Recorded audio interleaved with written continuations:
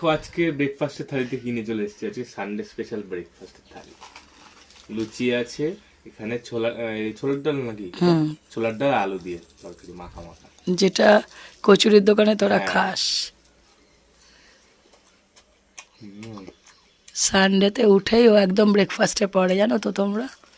হ্যাঁ এই শীতের মধ্যে আমি ঘেমে এনে একশো হয়ে গেছি। গরমে লটস অফ লাভ নাকি। হ্যাঁ হুম, কচুর দোকান ফেল হয়ে যেটা ভাবছি একটা দোকান দিয়েই দিই, বাবার তুই মিলে বেচবি। কেন, প্রবলেম আছে? একদম, আমি ঘরে বানিয়ে দেবো, তোরা গিয়ে বেচে দিবি, কত লোক খেতে পারবে।